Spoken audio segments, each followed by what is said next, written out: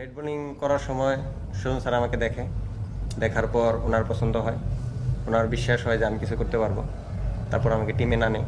Hello বন্ধুরা, আসসালামু আলাইকুম। আপনারা দেখছেন বাংলা নিউজ। তো বন্ধুরা, ভিডিও শুরুতে যাকে দেখলেন তিনি হচ্ছে ঢাকা ডাইনামার্সের অভিষিক্ত খেলোয়াড় এবং হ্যাট্রিক বয় এলিস ইসলাম।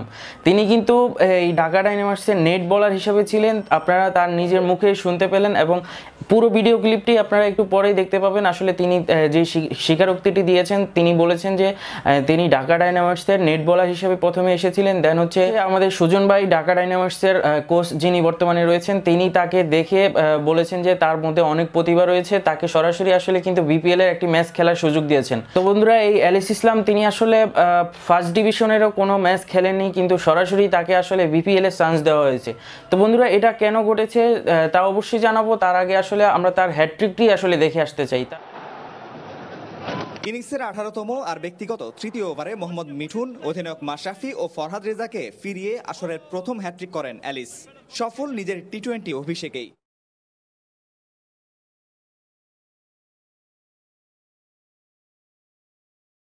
তো বন্ধুরা, আপনারা দেখলেন হচ্ছে তিনি খুব অসাধারণ বল করে কিন্তু তিনি এই 3টি উইকেট শিকার করেছেন এবং টোটাল মিলিয়ে হ্যাট্রিক সহ তিনি কিন্তু 4টি উইকেট সংগ্রহ করেছেন এবং তার আজকে তিনি অভিষেক ম্যাচে কিন্তু তিনি হচ্ছে ম্যান অফ দ্য ম্যাচের পুরস্কারটি পেয়েছেন এবং তাকে কিন্তু বাংলাদেশের কোনো মানুষই চিনে না। বর্তমানে হচ্ছে তিনি অত পপুলারও নন, তিনি মাত্রই উঠে এসেছেন।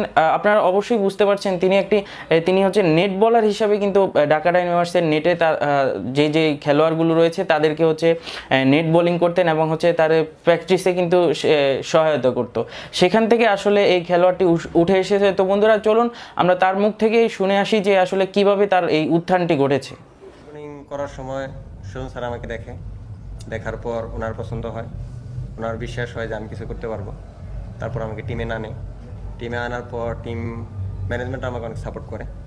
তো ওভারঅল সবাই আমাকে টিমে সাপোর্ট করে, ম্যানেজমেন্ট, প্লেয়ার, এভরিবডি সবাই আমাকে অনেক সাপোর্ট করে। দ্যাটস ওয়াই আমি এখানে। তো বন্ধুরা, আপনারা দেখলেন যে এলিস ইসলাম ঢাকা ডাইনামার্সের নেট বোলার হিসেবে তিনি কিন্তু বোলিং করতেন। সেখান থেকে আসলে তাকে এই বিপিএল এর এই প্রথম ম্যাচ খেলতে দেওয়া হয়েছে এবং সেখানেই তিনি বাজিমাত করেছেন। তো বন্ধুরা, এই এলিস ইসলাম আসলে বাংলাদেশের জন্য অনেক বড় অ্যাসেট। মোস্তাফিজ, মিরাজ এবং সাকিবদের সাথে এই এলিস ইসলামও কিন্তু বর্তমানে বাংলাদেশের জন্য অনেক বড় অ্যাসেট হয়ে আসবে, সেটাই আমাদের প্রত্যাশা। তো বন্ধুরা, আপনাদেরকে আরেকটি ইনফরমেশন জানিয়ে দিই, সেটি হচ্ছে এইটি কিন্তু বিপিএল এর তৃতীয় হ্যাট্রিক। ষষ্ঠ আসরের মধ্যে এটি কিন্তু হচ্ছে তৃতীয় হ্যাট্রিক। আপনারা স্ক্রিনে দেখতে পাচ্ছেন, প্রথম আসরে একটি হ্যাট্রিক হয়েছিল এবং দ্বিতীয় আসরে হয়নি, তৃতীয় আসরে আরেকটি হ্যাট্রিক, চতুর্থ এবং পঞ্চম আসরে কোনো হ্যাট্রিক হয়নি।